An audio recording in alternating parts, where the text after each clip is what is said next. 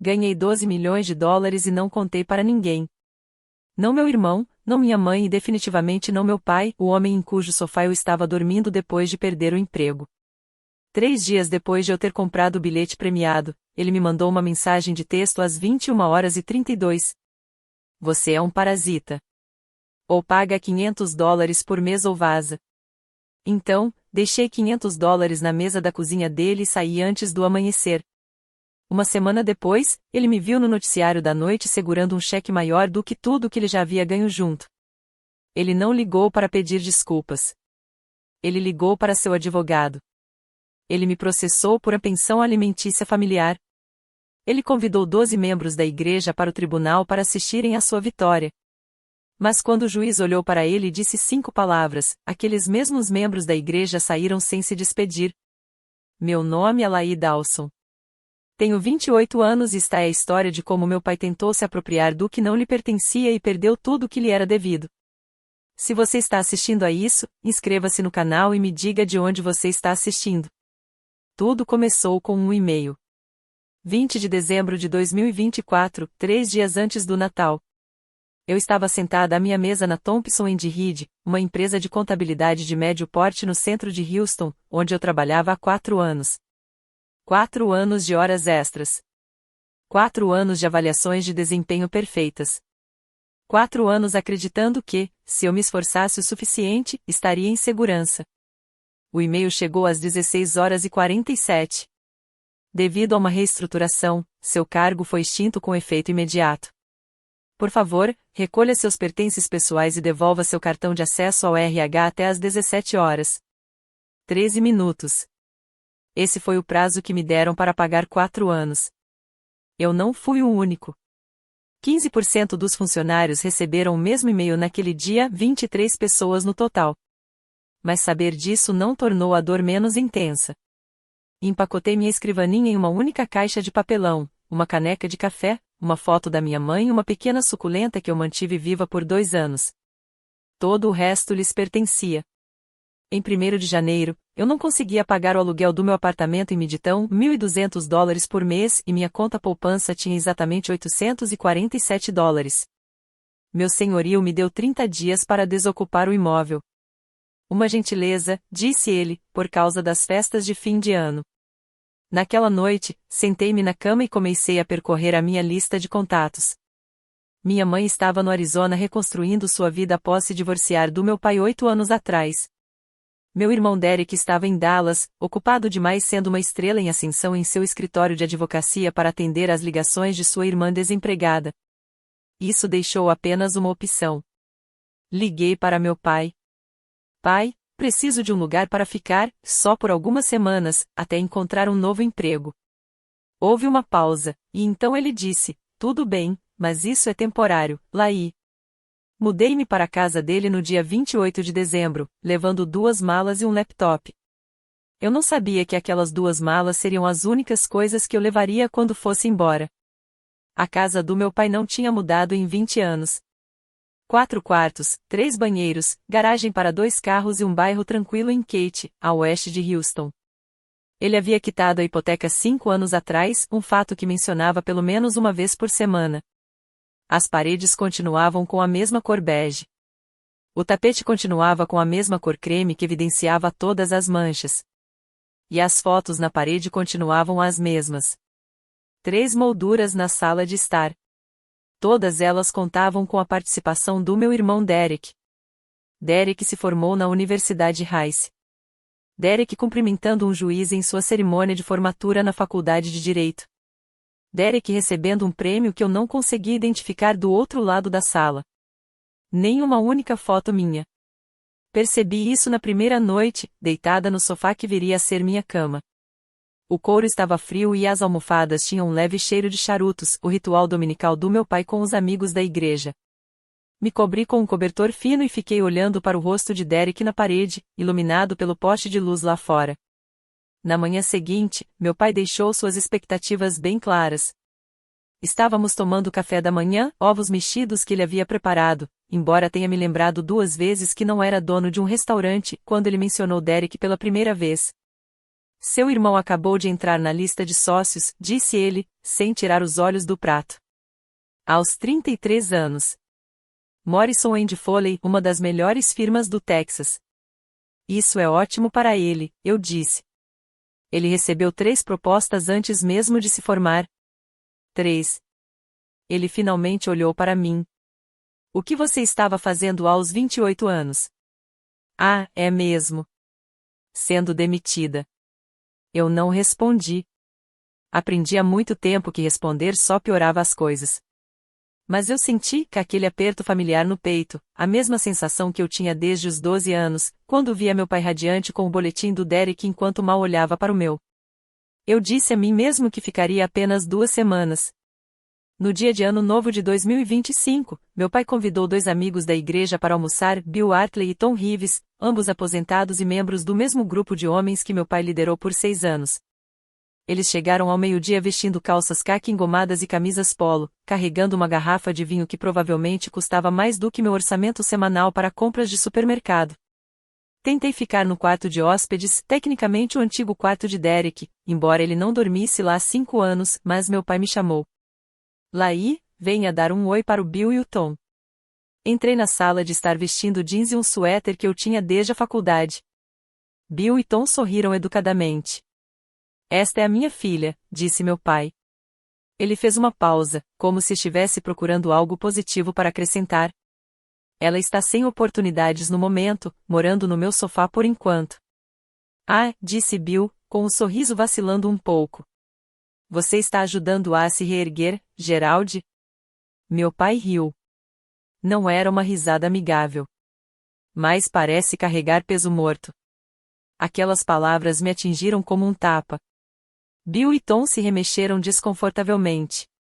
Fiquei ali paralisada, sentindo meu rosto queimar. Com licença, eu disse baixinho e saí pela porta da frente. Eu não sabia para onde estava indo. Eu simplesmente caminhei pela entrada de carros, passando pelos gramados bem cuidados, pelas decorações de Natal dos vizinhos que ainda piscavam na luz da tarde, até chegar ao cruzamento da Vesteimer com a Derry Ashore, onde havia uma loja de conveniência 7-Eleven na esquina. Eram 18h30. O sol estava se pondo, pintando o céu de laranja e rosa. Um cartaz na vitrine me chamou a atenção: Mega Millions, prêmio de $12 milhões esta noite. Coloquei a mão no bolso. $7. Notas amassadas que eu tinha esquecido que estavam lá. Suficiente para 3 ingressos. A loja 7-Eleven cheirava a café e cachorro-quente que estavam ali há muito tempo. Uma mulher estava atrás do balcão, na faixa dos 35 anos, com os cabelos escuros presos para trás e um crachá com o nome Maria. Ela estava repondo os cigarros quando entrei, mas se virou e sorriu. O que posso lhe servir? 3 bilhetes da Mega Millions, eu disse. Apostas aleatórias. Ela ergueu levemente uma sobrancelha, não em tom de julgamento, apenas por curiosidade. Sentindo-se com sorte esta noite? Quase ri. Estou me sentindo desesperado. Chega perto, né? Maria sorriu, um sorriso verdadeiro dessa vez. Às vezes, o desespero funciona. Vai que dá certo. Ela imprimiu os bilhetes.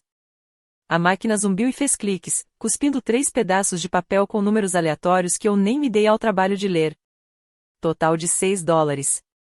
Entreguei-lhe as minhas notas amassadas.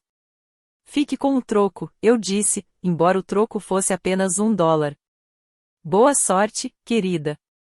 O recibo foi impresso exatamente às 18h47 do dia 2 de janeiro de 2025. Não pensei nisso na hora, mas esse registro de data e hora seria importante mais tarde.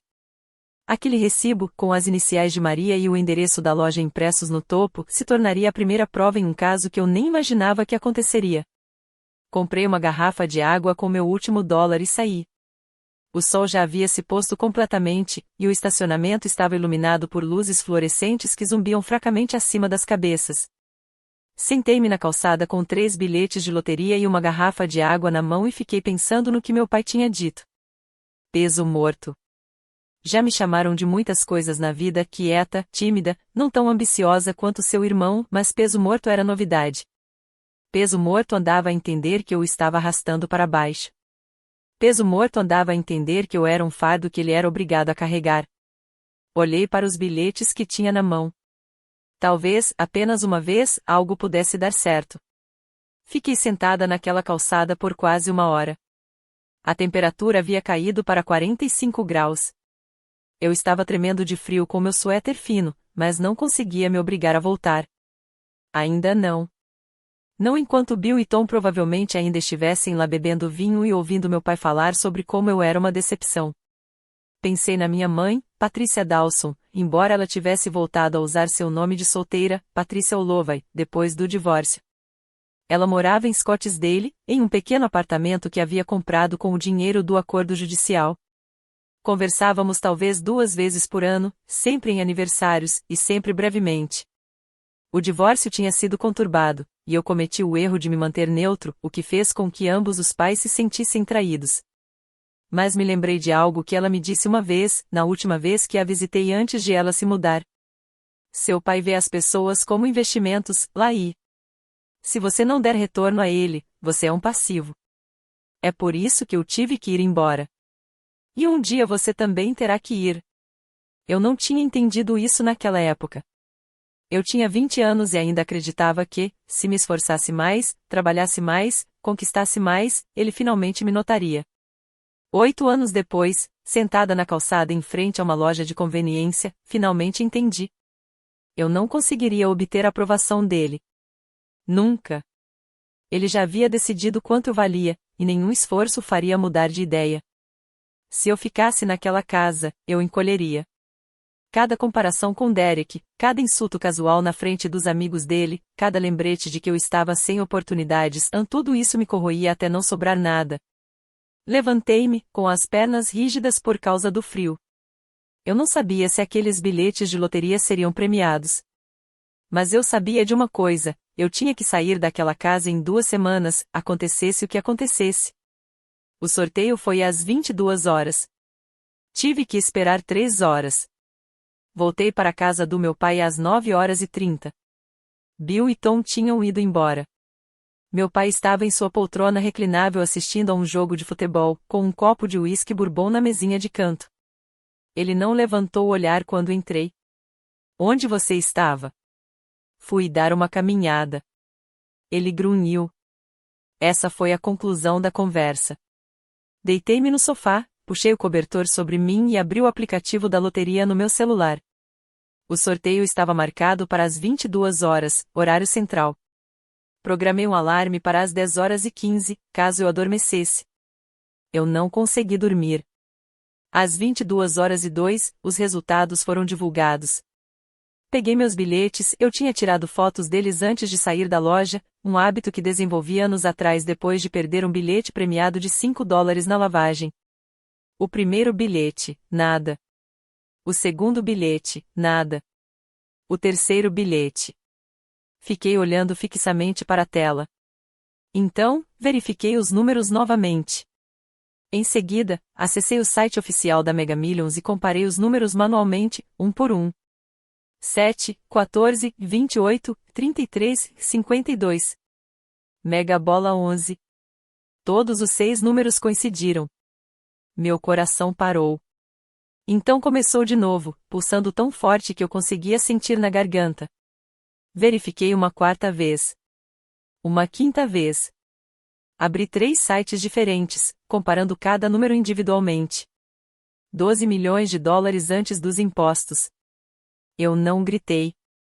Eu não chorei. Eu não liguei para ninguém. Eu fiquei deitada ali no escuro, ouvindo meu pai roncar no quarto ao lado, e pensando no que ele tinha dito naquela tarde. Peso morto. O primeiro pensamento que me veio à cabeça não foi sou rico. Não era minha vida está prestes a mudar. Foi assim, eles nunca mais poderão me chamar de fracassado. E o segundo pensamento, que veio imediatamente a seguir. Não vou contar para ninguém. Ainda não. Só quando o dinheiro for meu. Na manhã seguinte, meu pai bateu no batente da porta da sala de estar às 7 horas em ponto. Eu já estava acordada, não tinha dormido mais do que 2 horas, minha mente a mil com números, planos e um futuro que eu mal conseguia acreditar ser real. Mas mantive minha expressão neutra enquanto me sentava. Precisamos conversar sobre a sua situação, disse ele. Ele estava vestido para ir à igreja, calças bem passadas, uma camisa azul de botões, o cabelo grisalho penteado para trás.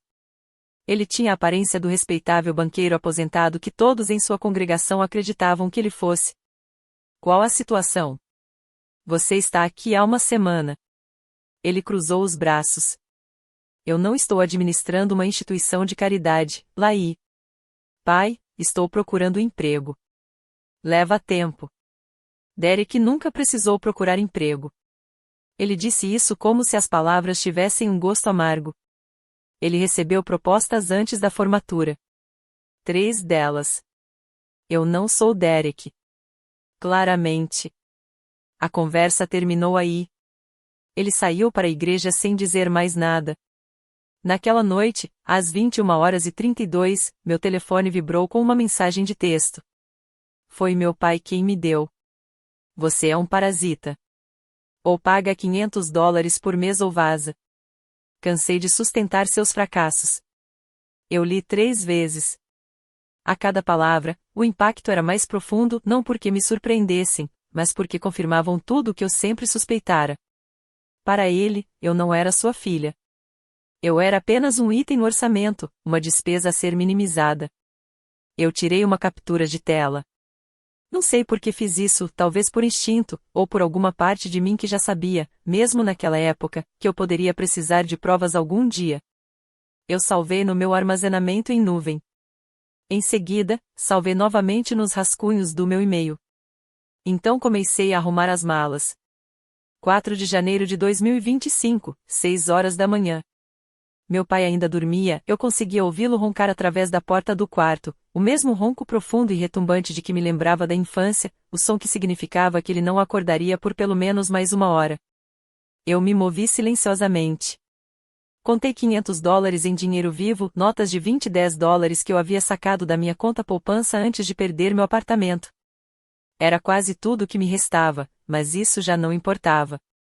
Em poucos dias, eu teria mais dinheiro do que jamais imaginei. Deixei as contas em cima da mesa da cozinha, espalhadas para que ele não as perdesse de vista. Ao lado deles, coloquei um bilhete num post-it amarelo. Aluguel referente a janeiro. Agradeço a sua hospitalidade. Senha amor, Lai. Nada de eu te ligo. Apenas os fatos. Peguei minhas 2 malas e a minha mochila para laptop. Dei uma última olhada na sala de estar, o sofá em que dormi por uma semana, as fotos de Derek na parede, o tapete bege, as paredes bege e a vida bege que meu pai construiu para si mesmo. Então saí pela porta da frente e a fechei suavemente atrás de mim. O Uber chegou às 6h15 da manhã, um Toyota Camry prata dirigido por um homem chamado Ronald, que não fez perguntas, apenas me ajudou a colocar minhas malas no porta-malas. Para onde? Marriott Marquis no centro da cidade. Foi um gasto extravagante, $200 por noite, mas eu precisava de um lugar seguro, um lugar privado, um lugar onde eu pudesse pensar.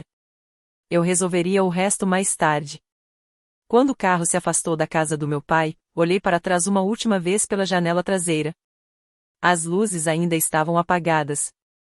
Ele ainda dormia, alheio ao fato de que sua filha parasita acabará de se tornar milionária. Eu não me senti triste. Eu não senti raiva. Eu me senti livre. A primeira ligação que fiz do meu quarto de hotel foi para a comissão de loteria do Texas. Era 5 de janeiro, um domingo, então recebi uma mensagem gravada me direcionando para o site deles. Passei 3 horas lendo cada página, como reivindicar um prêmio, quais documentos eu precisava, quais impostos seriam retidos. E então encontrei a seção que mudou tudo. Para prêmios acima de $1 milhão, recomendamos fortemente que você consulte um consultor financeiro e um advogado antes de reivindicar seu prêmio. Abaixo disso, havia uma lista de profissionais recomendados. Um nome se destacou, Marcus Webb, advogado especializado em proteção de ganhadores de loteria e gestão de ativos. Liguei para o escritório dele logo na segunda-feira de manhã. Webb Law Group, como posso ajudá-lo? Preciso falar com o Sr. Webb. É sobre um prêmio da loteria. Após uma pausa, pergunta, qual o valor do prêmio, senhora? $12 milhões. Outra pausa, mais longa desta vez. O Sr. Webb pode atendê-lo esta tarde, às 14 horas. Você pode comparecer ao nosso escritório na galeria? Marcus Webb não era o que eu esperava. Com meus 40 e poucos anos, cabelos grisalhos nas têmporas, vestindo um terno que provavelmente custou mais do que meu aluguel mensal costumava ser. Mas seu aperto de mão era firme, e seus olhos, bondosos. A primeira coisa que digo a todos os meus clientes, disse ele, acomodando-se na cadeira à minha frente, é: não contem para a família até que o dinheiro esteja garantido. A família é a principal causa de processos judiciais contra ganhadores da loteria. Não contei a ninguém. Ótimo. Ele assentiu com aprovação. Continue assim. Agora me conte sobre a sua situação. Contei tudo para ele. A perda do emprego. O sofá. As comparações com Derek. E, por fim, a mensagem de texto: você é um parasita. A expressão de Marcus não mudou, mas algo endureceu em seus olhos. Guarde essa mensagem de texto, disse ele. Na minha experiência, as pessoas que chamam seus filhos de parasitas não se limitam às palavras. Nos 3 dias seguintes, Marcus construiu uma fortaleza em torno dos meus ganhos. Primeiro, as evidências. Ele me pediu para levar o bilhete de loteria original, que eu guardava em um saco plástico dentro da minha pasta de laptop, com medo de perdê-lo, e fez 3 cópias autenticadas. O original foi guardado em um cofre à prova de fogo em seu escritório. Precisamos verificar a compra, disse ele. Você se lembra de onde comprou? 7-Eleven na esquina da Westheimer com a Derry Ashford, 2 de janeiro, por volta das 18h45. Ele fez uma anotação. Vou entrar em contato com o gerente da loja e solicitar uma cópia das imagens de segurança. O horário registrado no seu recibo coincide com o das câmeras. Se alguém questionar a sua autenticidade deste ingresso, teremos 3 provas: o recibo, o vídeo e o funcionário da loja que lhe vendeu o ingresso. Em seguida, a mensagem de texto.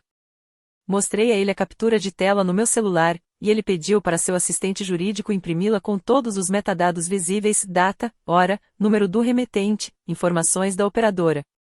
Isso é do celular do seu pai? Sim. E você estava morando na casa dele quando ele enviou isso? No sofá dele. Sim. Marcus assentiu lentamente. Se ele tentar alguma coisa e, pela minha experiência, quando os familiares descobrem que alguém ganhou na loteria, muitas vezes tentam alguma coisa, esta mensagem será muito útil. Ela estabelece a atitude dele em relação a você antes mesmo de ele saber do dinheiro. Ele abriu uma nova conta bancária para mim em um banco privado do qual eu nunca tinha ouvido falar, sem nenhuma ligação com o antigo empregador do meu pai, sem contas conjuntas, sem nenhum rastro documental que levasse a qualquer pessoa da minha família. O dinheiro será depositado aqui depois que você reivindicar o prêmio, disse ele. Ninguém saberá disso a menos que você conte. Assinei os documentos com mãos surpreendentemente firmes. Pela primeira vez em semanas, senti que estava no controle. Havia um problema que eu não conseguia resolver: a lei do Texas. Marcus me explicou isso no dia 8 de janeiro, 3 dias antes da data agendada para minha solicitação de indenização. Seção 466.022 do Código de Governo do Texas, disse ele, deslizando um documento impresso sobre a mesa. Os vencedores de prêmios acima de $1 milhão são obrigados a divulgar publicamente seus nomes e cidades de residência. É possível adiar o anúncio, mas não evitá-lo completamente. Fiquei olhando fixamente para o documento. Assim, todos ficarão sabendo. Todos que assistem ao noticiário ou leem o jornal. Sim. Pensei no meu pai. Sobre Derek. Sobre os amigos da igreja que o ouviram me chamar de peso morto. Então eu quero controlar isso, eu disse. Se vai ser público de qualquer maneira, quero ser eu quem decide como vai acontecer. Marcos sorriu, o primeiro sorriso verdadeiro que vi nele. Essa é exatamente a abordagem correta. Vamos agendar a audiência para 10 de janeiro. Vou coordenar com a equipe de relações públicas da Comissão de Loteria. Você fará uma aparição na imprensa, responderá a algumas perguntas e depois desaparecerá. Sem entrevistas de acompanhamento, sem histórias comoventes, sem matérias do tipo por onde andam agora. E meu pai, ele vai descobrir quando todo mundo descobrir. Isso é inevitável. Marcos fez uma pausa. Mas veja bem, Laí, o que eu quero que você entenda é o seguinte: ele não tem nenhum direito legal a esse dinheiro. Nenhum. Você comprou aquele ingresso com o seu próprio dinheiro. Você era um adulto morando temporariamente na casa dele, não um dependente. O Texas não tem leis de responsabilidade filial que obriguem filhos adultos a sustentar seus pais. Seja lá o que ele tentar, e ele pode tentar alguma coisa, ele vai fracassar. Assenti com a cabeça, mas meu estômago estava embrulhado. Eu conhecia meu pai. Eu sabia como ele reagia quando se sentia no direito de receber algo e não o recebia. Marcos estava certo. Ele tentaria alguma coisa. Eu simplesmente não sabia até onde ele iria. Ok, preciso fazer uma pausa aqui por um segundo. Se você ainda está assistindo, quero saber, você já teve algum familiar que só reconhecia o seu valor quando você tinha algo que ele queria? Deixe um comentário abaixo e conte-me a sua história. E se você ainda não se inscreveu, agora é uma boa hora, porque o que meu pai fez em seguida, eu ainda não consigo acreditar que aconteceu. 10 de janeiro de 2025, 14 horas.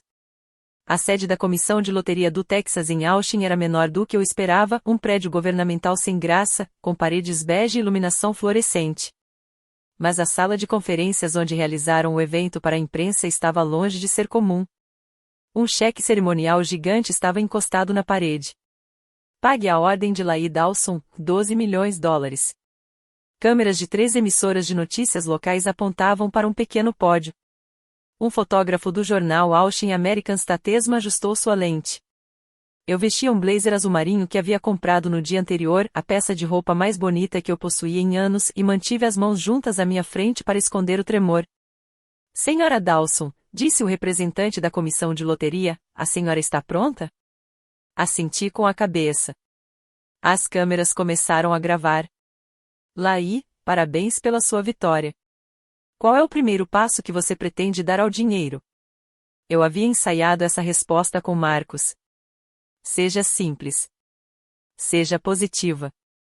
Não mencione a família. Quite minhas dívidas, eu disse. Crie uma fundação para programas de capacitação profissional e encontre um lugar para chamar de meu. Algum conselho para outros jogadores de loteria? Pensei na loja de conveniência 7-Eleven, nas notas amassadas no meu bolso, no sorriso de Maria. Às vezes, o desespero funciona, eu disse. Nunca se sabe. A entrevista durou 12 minutos. Eu sorri. Apertei as mãos. Posei para uma foto com o cheque gigante enquanto as câmeras disparavam flashes. E então tudo acabou. O segmento foi ao ar no canal 11 News às 18 horas daquela noite. Às 6 horas e 15, a notícia já havia sido publicada no site do Houston Chronicle. Às 7 horas, já era um dos assuntos mais comentados nas redes sociais locais. Eu estava no meu quarto de hotel comendo massa servida pelo serviço de quarto quando meu telefone começou a vibrar. 17 chamadas perdidas, todas do mesmo número. Meu pai. Eu não respondi. Deixei as chamadas irem para a caixa postal, 17 delas, depois 18, depois 22. Cada um deles acrescentava uma nova mensagem, e eu os ouvia em ordem, sentado na beira da cama do meu quarto de hotel com a TV no mudo ao fundo. Os primeiros ficaram confusos. Laí, acabei de ver a notícia. Me liga de volta. Isso é verdade? Você realmente ganhou na loteria? Em seguida, passaram a adotar um tom acusatório. Você morava na minha casa quando comprou essa passagem. Você usou minha eletricidade, minha água, minha comida. Esse dinheiro pertence à família. E, por fim, ameaçador. Se você não me ligar de volta na próxima hora, vou ligar para o meu advogado. Estou falando sério, Laí. Isso não acabou. Eu salvei todas as mensagens de voz. Marcos tinha me dito para documentar tudo, e eu estava aprendendo a ouvi-lo. Às 20 horas e 30, meu celular vibrou com uma mensagem de Derek. Meu pai acabou de me ligar. Ele está furioso. Disse que você ganhou 12 milhões de dólares e não contou para ninguém. Isso é verdade? Respondi digitando, sim, é verdade. 3 pontos apareceram, desapareceram e depois apareceram novamente. Por que você não nos contou? Pensei em como responder sobre o sofá, sobre as fotos na parede, sobre peso morto e parasita, e sobre 1000 pequenos cortes ao longo de 28 anos. Pergunte ao papai o que ele me chamou na noite anterior à minha partida. Derek não respondeu. Mas 45 minutos depois, meu pai entrou em contato, não por telefone, mas por meio de uma mensagem de voz que me fez gelar o sangue. Conversei com Harold Benson. Ele disse que tem um caso. Você morava na minha casa quando comprou aquele ingresso, Laí. Isso faz dele propriedade da família. Estou te dando uma chance de fazer a coisa certa. Dívida o dinheiro, ou nos veremos no tribunal. Ele ligou novamente na manhã seguinte. Eu estava tomando café da manhã no restaurante do hotel, ovos mexidos, torradas, um café que mal consegui sentir o gosto quando o nome dele apareceu na minha tela. Dessa vez, contrariando meu bom senso, eu respondi. Racial. Sua voz era calorosa, quase amigável, a voz que ele usava com os amigos da igreja. Que bom que você atendeu. Precisamos conversar sobre isso como adultos. Não há nada para conversar, pai. Querida, acho que sim. Eu conseguia perceber o esforço que ele fazia para manter a paciência na voz. Você morava na minha casa quando comprou aquele ingresso. Eu te sustentava, te alimentava. Isso tem que valer alguma coisa. Você me cobrou $500 de aluguel. Foi um mal-entendido. Ele fez uma pausa. Eu estava frustrado. Você sabe como eu fico. Você me chamou de parasita. Silêncio. Pai, eu tenho a mensagem de texto. Com o registro de data e hora. Salva. Mais silêncio. Quando ele falou novamente, o calor havia desaparecido. Você vai mesmo fazer isso depois de tudo que eu fiz por você? O que você fez por mim? As palavras saíram antes que eu pudesse impedi-las. Você me comparava ao Derek todos os dias. Me chamava de peso morto na frente dos seus amigos. Exigia aluguel quando eu dormia no seu sofá porque não tinha para onde ir. Eu te criei. E sou grato por isso. Mas esse dinheiro é meu. Comprei o ingresso com meus próprios $6. Reivindicamos isso legalmente e não te devo nada. Somos família, Laí. Na família, ninguém chama os outros de parasitas. Desliguei antes que ele pudesse responder. Minhas mãos tremiam, mas minha voz permanecia firme. Aquilo pareceu uma vitória. Encaminhei as mensagens de voz para Marcos e mandei uma mensagem para ele. Ele está ameaçando processar. O que fazemos? Sua resposta veio em menos de 1 minuto. Deixe-o tentar. Ele não apenas tentou. Ele se entregou de corpo e alma. Em 12 de janeiro, 2 dias após minha aparição na imprensa, Gerald Dawson entrou com um processo civil contra mim no Tribunal Distrital do Condado de Harris. O número do processo era 2025 CVE 00000847. Eu sei porque Marcos me ligou com a notícia enquanto eu estava procurando apartamento em Montrose. Ele está alegando apoio familiar, disse Marcos, e eu pude perceber a incredulidade em sua voz. O advogado dele está argumentando que, como você morava na casa dele quando comprou o bilhete e como ele lhe forneceu abrigo e sustento, ele tem direito a uma parte dos seus ganhos. Isso é real? Não. O tom de Marcos era frio. O Texas não tem leis de responsabilidade filial para filhos adultos. Você tinha 28 anos, estava hospedada temporariamente na casa dele e pagava aluguel. Ele não tem qualquer direito legal sobre você. Então por que ele está fazendo isso? Porque ele está com raiva. Porque ele se sente no direito de fazer o que quer. E porque o advogado dele ou é incompetente ou simplesmente está feliz em pegar o dinheiro dele. Marcos fez uma pausa. A audiência está marcada para 15 de janeiro, daqui a 3 dias. Tão rápido assim? Ele solicitou uma audiência em caráter de urgência. A juíza concedeu o pedido, provavelmente porque quer se livrar rapidamente desse absurdo e desafogar o processo. Sentei-me num banco em frente a uma cafeteria, esquecendo-me completamente dos anúncios do meu apartamento. Há mais uma coisa, disse Marcos. Ele convidou testemunhas, 12 membros de sua igreja. Ele quer que eles estejam lá para vê-lo vencer. Fechei os olhos. Meu pai sempre se importou mais com as aparências do que com a realidade. Ele queria uma vitória pública. Queria que seus amigos vissem sua filha ingrata ser colocada em seu devido lugar. Em vez disso, ele estava prestes a sofrer uma humilhação pública. Estarei lá, eu disse. Diga-me o que preciso fazer. Quarta-feira, 15 de janeiro de 2025, 8h45. O Tribunal Civil do Condado de Harris era uma estrutura brutalista de concreto no centro da cidade, repleta de ângulos retos e janelas estreitas. Eu já havia passado por ele centenas de vezes sem jamais imaginar que um dia entraria. Marcos me recebeu no saguão carregando uma pasta de couro e vestindo um terno que provavelmente custava mais do que a prestação do carro do meu pai.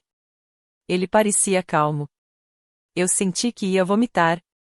Sala de audiências 4B, disse ele. Quarto andar. A juíza Eleanor Vance, 22 anos na magistratura. Tolerância zero para processos frívolos. É exatamente essa juíza que queremos. Entramos no elevador em silêncio. Quando as portas do quarto andar se abriram, eu os vi imediatamente. Meu pai estava no final do corredor, cercado por um grupo de pessoas que reconheci da sua igreja. Bill Hartley estava lá, o mesmo Bill que tinha visto meu pai me chamar de peso morto. Tom Reeves estava ao lado dele.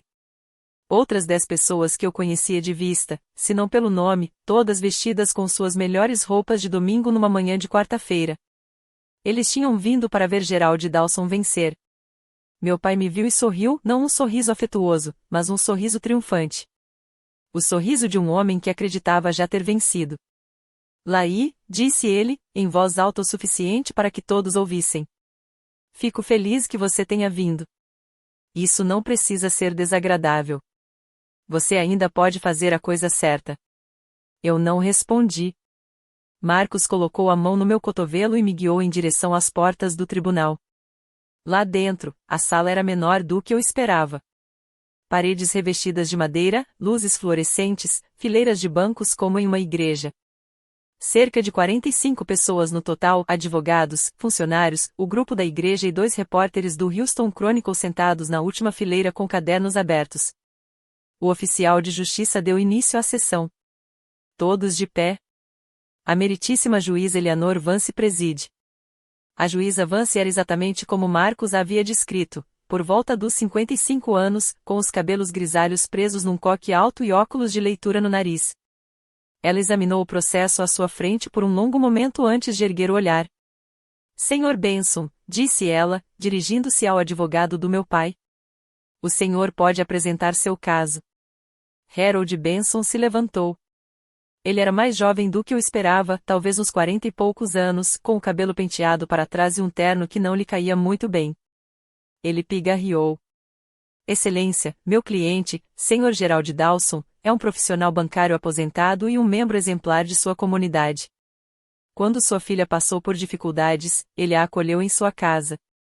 Ele lhe ofereceu abrigo, comida e apoio durante o período mais difícil de sua vida. Observei meu pai assentir com a cabeça, com uma expressão solene e resignada. O bilhete de loteria em questão, continuou Benson, foi comprado enquanto a senhora Dawson morava na casa do Sr. Dawson, beneficiando-se de sua generosidade. Acreditamos que a senhora Dawson tem a obrigação moral e familiar de compartilhar seu prêmio inesperado com a família que a apoiou em um momento de necessidade. A expressão do juiz Vance não mudou. E qual é o fundamento jurídico dessa alegação? Benson hesitou. Vossa Excelência, embora o Texas possa não ter leis específicas sobre responsabilidade filial, acreditamos que os princípios da equidade e do enriquecimento ilícito. Senhor Benson, disse o juiz com voz monótona. Eu pedi uma base legal. O senhor tem alguma? Nós acreditamos que o tribunal tem discricionariedade para considerar as dimensões morais. Entendo. O juiz Vance fez uma anotação. Há mais alguma coisa? Meu pai se inclinou e sussurrou algo para seu advogado. Benson assentiu com relutância. Meu cliente gostaria de fazer uma breve declaração, meritíssimo. Muito bem, Sr. Dawson. Pode falar. Meu pai se levantou, alisando o paletó, e virou-se ligeiramente para que seus amigos da igreja pudessem ver seu rosto. Eu a criei, disse ele. Paguei pelos estudos dela.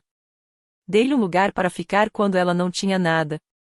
É assim que ela me retribui? Marcos levantou-se lentamente, abotoando o paletó com uma calma deliberada. Excelência, gostaria de apresentar 3 provas que esclarecerão a natureza do apoio do Sr. Dawson. Ele abriu sua pasta e retirou um conjunto de documentos. Primeiro, o recibo original do bilhete de loteria. Ele entregou uma cópia ao oficial de justiça, que a passou ao juiz. Comprado no 711 da Westheimer Road, em 2 de janeiro de 2025, às 18h47. O gerente da loja forneceu uma declaração juramentada confirmando a transação, juntamente com imagens da câmera de segurança mostrando minha cliente comprando o bilhete com seu próprio dinheiro, $6 em dinheiro.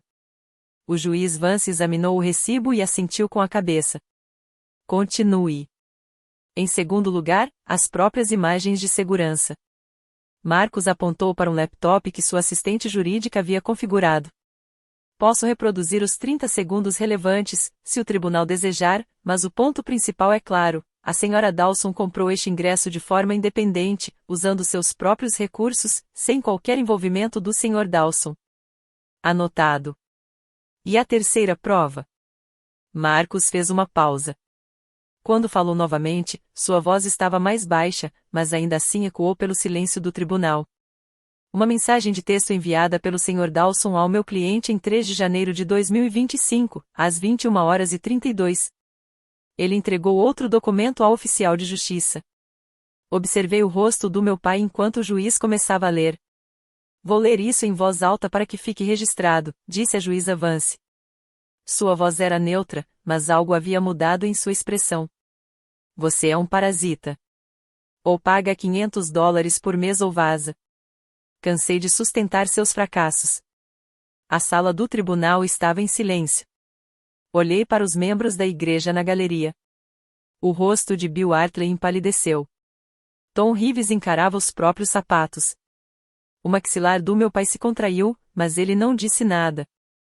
Este é um apoio que o Sr. Dawson alega lhe dar direito a $12 milhões, disse Marcos. A juíza Vance pousou o documento e tirou os óculos de leitura. Sr. Dawson.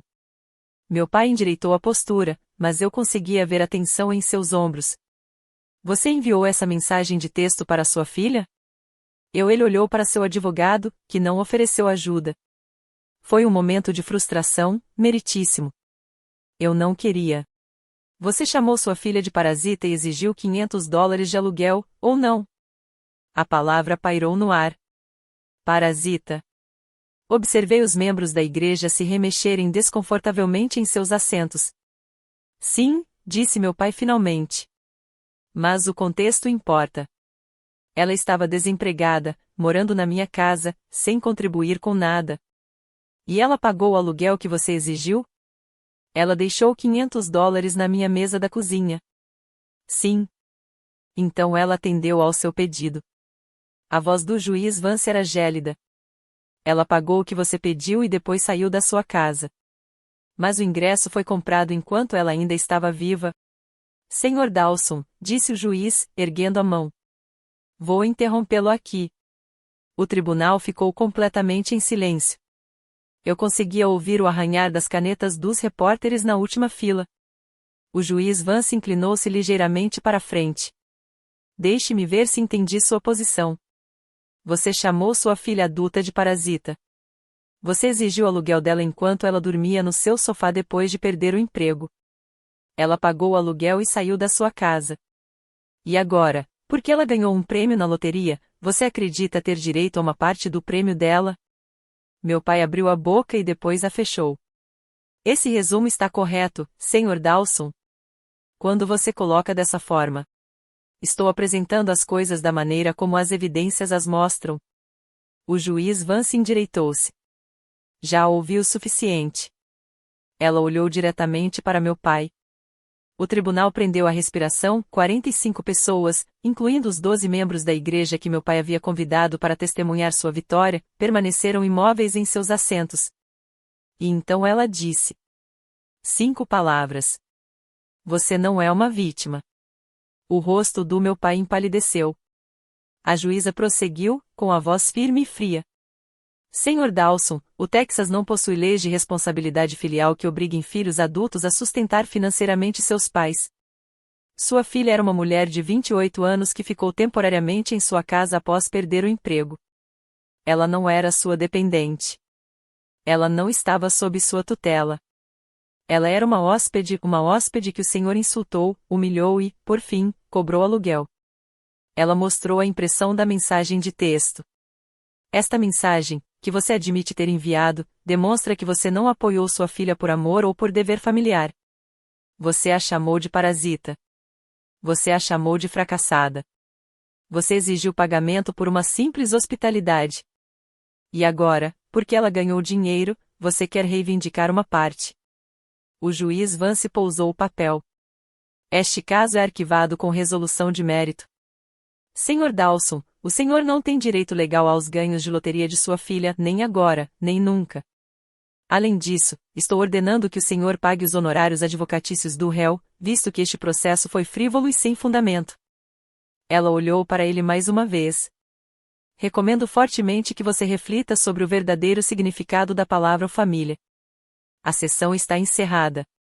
O martelo foi batido. Fiquei completamente imóvel, com as mãos cruzadas no colo. Não chorei. Não sorri. Apenas respirei.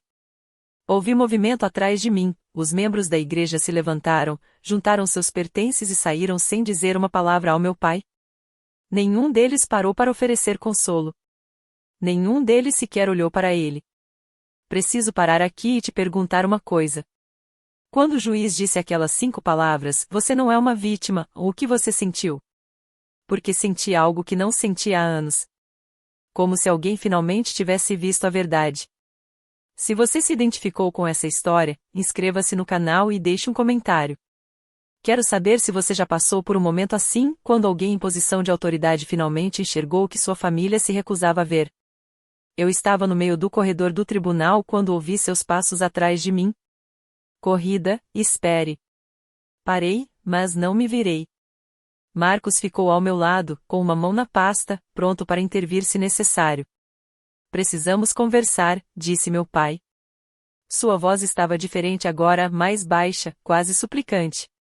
Por favor. Virei-me. Ele parecia mais velho do que uma hora atrás. A confiança havia desaparecido, substituída por algo que eu nunca tinha visto em seu rosto antes, desespero. Sobre o que há para conversar, pai? Isso não era como eu queria que as coisas acontecessem. Ele se aproximou. Cometi erros. Eu sei disso agora, mas somos família. Laí, você não pode simplesmente. Não posso simplesmente o quê? Mantive a voz calma. Não posso simplesmente me recusar a te dar dinheiro ao qual você não tem direito? Não posso simplesmente ir embora depois de alguém que me chamou de parasita? Eu estava com raiva. Não era minha intenção.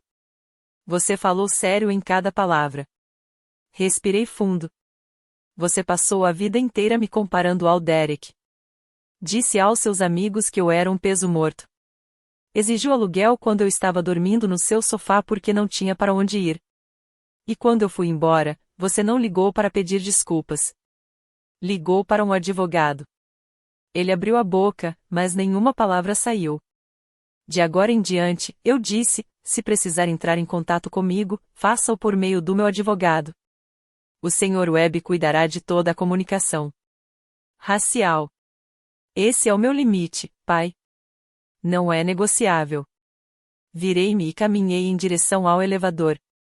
Marcos acompanhou-me. Meu pai não seguiu. Quando as portas do elevador se fecharam, finalmente pude respirar aliviado. Minhas mãos tremiam, mas minha voz estava firme. Minhas palavras tinham sido claras. E pela primeira vez na minha vida, estabeleci um limite com meu pai e eu estava falando sério. Os repórteres nos alcançaram do lado de fora do tribunal. Eram 2, um homem e uma mulher, ambos carregando cadernos e gravadores digitais. A mulher falou primeiro. Senhorita Dawson, sou Sarah Collins, do Houston Chronicle. A senhora tem algum comentário sobre a decisão do juiz? Olhei para Marcos. Ele assentiu levemente com a cabeça. Agradeço que o tribunal tenha visto a verdade, eu disse. Não desejo nenhum mal ao meu pai, mas também não permitirei que se aproveitem de mim. É tudo o que tenho a dizer. E a mensagem de texto? Aquela em que ele te ligou? Acho que as palavras do juiz falam por si mesmas. O repórter, jovem e entusiasmado, tentou uma abordagem diferente. Senhor Dawson, alguma resposta à decisão? Virei-me ligeiramente. Meu pai estava saindo sozinho pelas portas do tribunal. Seus amigos da igreja já haviam se dispersado, indo para seus carros sem esperá-lo. Ele viu os repórteres e paralisou. Sem comentários, murmurou ele, e caminhou rapidamente em direção à garagem de estacionamento. Os repórteres o deixaram ir. Eles já tinham a matéria que queriam. Naquela noite, o Houston Chronicle publicou um artigo online. A manchete dizia: pai de ganhadora da loteria perde processo por pensão alimentícia após chamar filha de o parasita. O artigo incluía a declaração do juiz: você não é uma vítima, e um resumo das provas apresentadas nas mensagens de texto. Mencionava que Gerald Dawson era um profissional bancário aposentado e membro de longa data de sua comunidade religiosa. À meia-noite, o artigo já havia sido compartilhado mais de 3.000 vezes no Facebook. Pela manhã, esse número havia dobrado. Eu não li os comentários. Não precisava. A verdade estava ali, preta no branco, para quem quisesse ver, inclusive todos aqueles a quem meu pai tentará impressionar. As consequências vieram mais rápido do que eu esperava.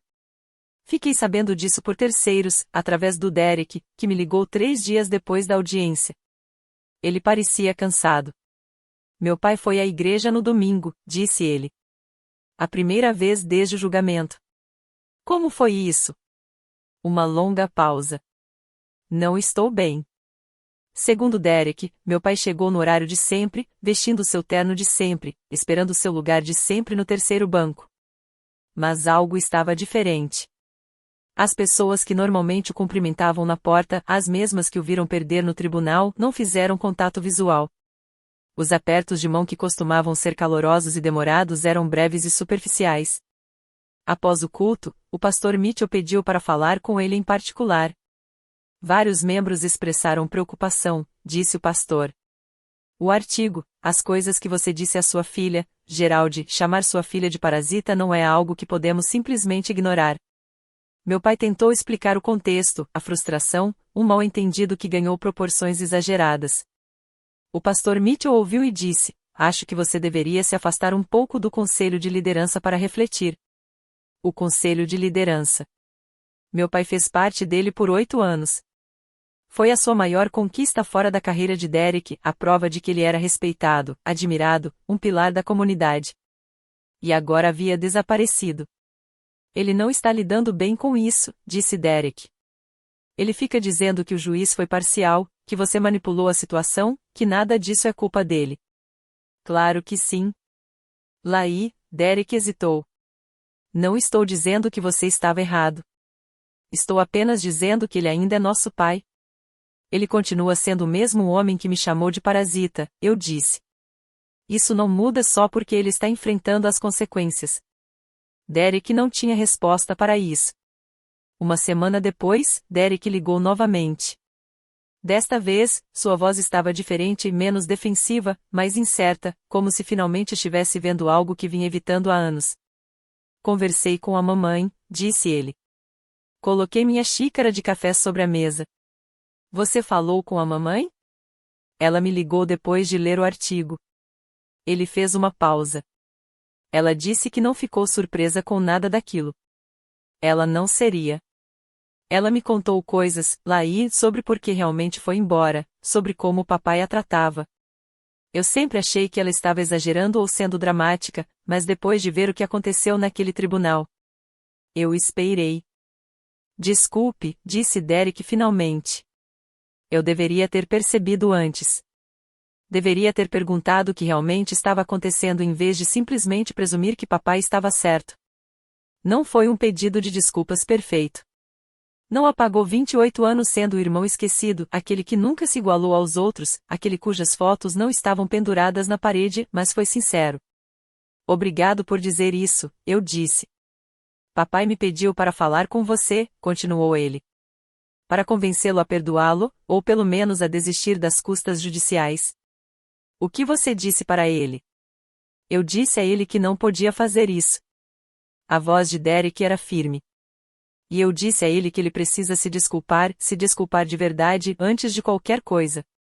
Não porque ele queira algo de você, mas porque ele realmente entende o que fez de errado. Você acha que ele vai fazer isso? Um longo silêncio. Sinceramente, não. Não acho que ele seja capaz disso. Ele passou a vida inteira acreditando que é a vítima em todas as situações. Isso não vai mudar só porque um juiz disse o contrário. Assenti com a cabeça, mesmo que ele não pudesse me ver. Então acho que terminamos por aqui. Acho que sim. 2 semanas após a audiência, um e-mail apareceu na minha caixa de entrada. O assunto era: sinto muito. Encarei a carta por um longo tempo antes de abri-la. Uma parte de mim queria apagá-la sem ler. Mas outra parte, a parte que passou 28 anos esperando que meu pai finalmente me visse, precisava saber o que ele tinha a dizer. Corrida. Eu sei que cometi erros. Errei ao dizer aquelas coisas para você. Você é minha filha e eu te amo. Podemos conversar, por favor? Quero consertar isso. Pai. 47 palavras. Nenhum reconhecimento do que ele realmente fez, nenhuma compreensão de por que estava errado, apenas cometi erros. Passivo, vago, o tipo de pedido de desculpas evasivo que coloca o fardo do perdão sobre a vítima, sem que o ofensor precise mudar.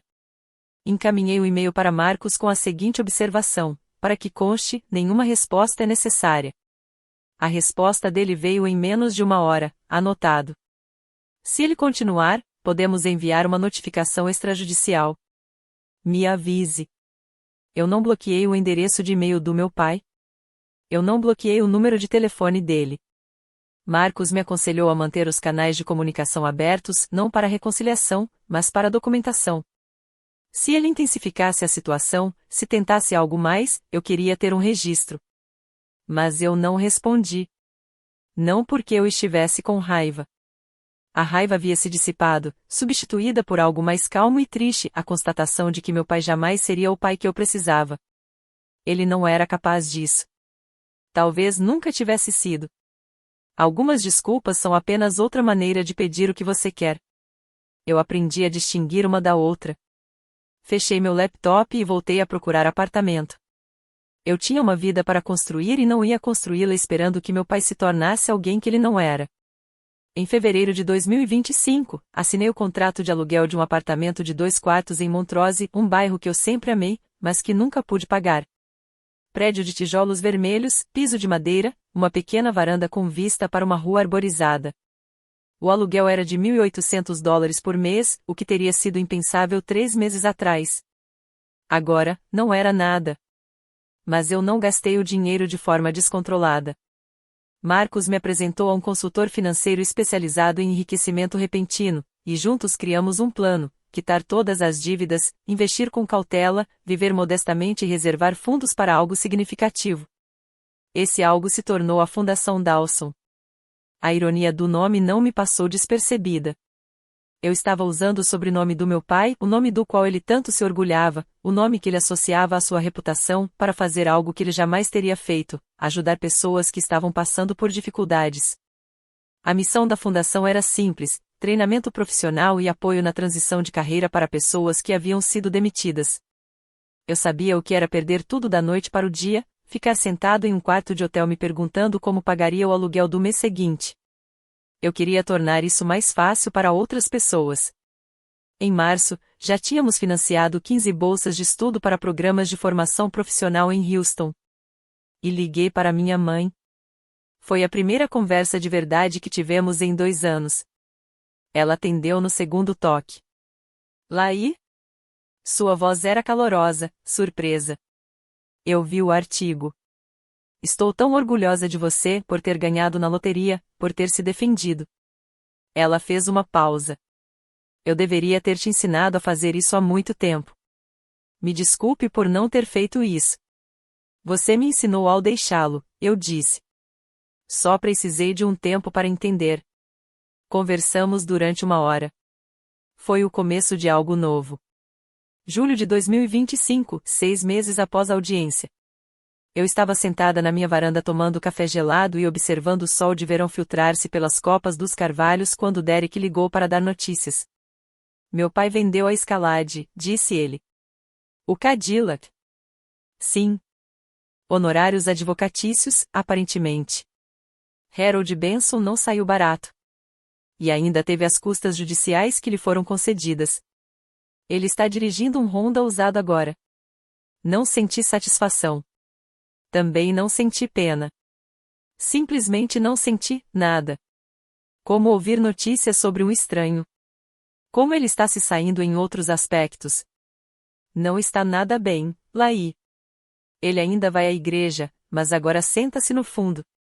Não fala com ninguém. Bill Hartley e Tom Reeves não falam com ele desde o julgamento. Ele vive dizendo que todos se voltaram contra ele injustamente. Claro que sim. O problema é, Laí, que eu acho que ele nunca vai entender.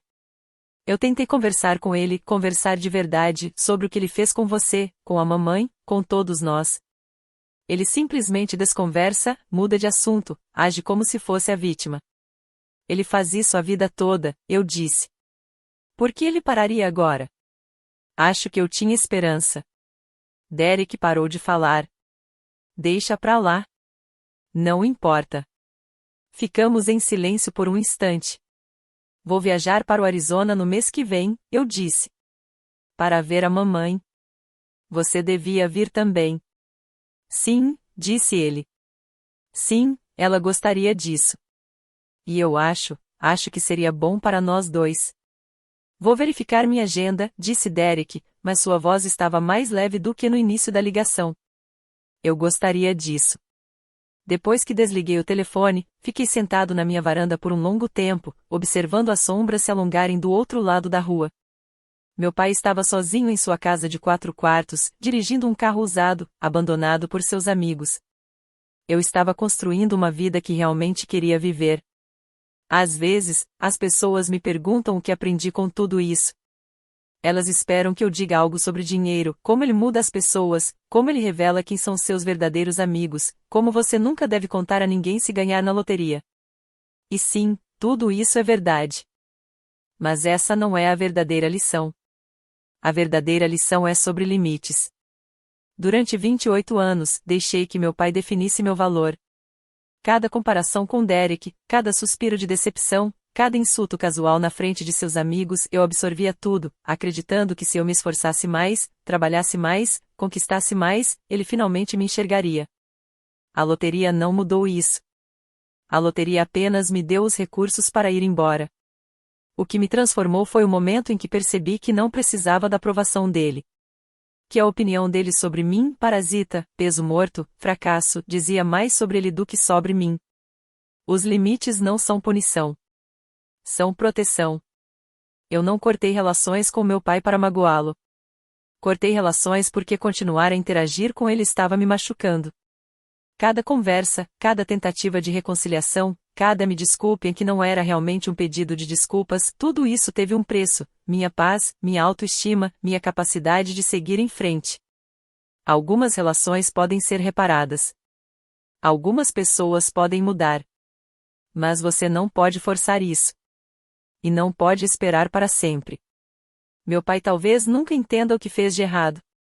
Ele pode passar o resto da vida acreditando que é a vítima, que o juiz era parcial, que eu manipulei a situação, que todos se voltaram contra ele injustamente. Essa é a escolha dele. Minha escolha é construir uma vida onde a opinião dele não importe mais. E eu tenho. O perdão não é algo que você deve às pessoas que te magoaram. É algo que você se concede quando estiver pronto. Eu ainda não estou pronto. E tudo bem. Se você está assistindo a este vídeo e tem um pai ou uma mãe como os meus, alguém que só enxerga o seu valor quando você tem algo que eles querem, alguém que te xinga e depois se mostra surpreso quando você se afasta, eu quero que você saiba de uma coisa. Você não é um parasita. Você não é um peso morto.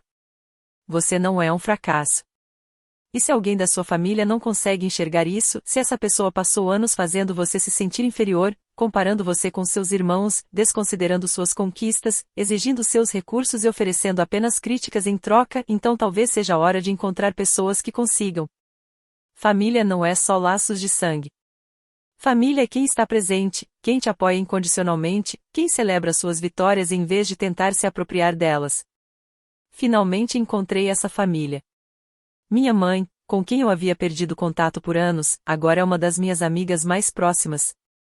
Meu irmão Derek, que passou a vida inteira sendo o filho predileto, finalmente enxergou a verdade e escolheu ficar ao meu lado em vez de contra mim. E eu me encontrei. Essa é a parte que ninguém te conta sobre estabelecer limites. Não se trata apenas de manter pessoas tóxicas longe. Trata-se de abrir espaço para a pessoa que você deve se tornar. Agora tenho 29 anos.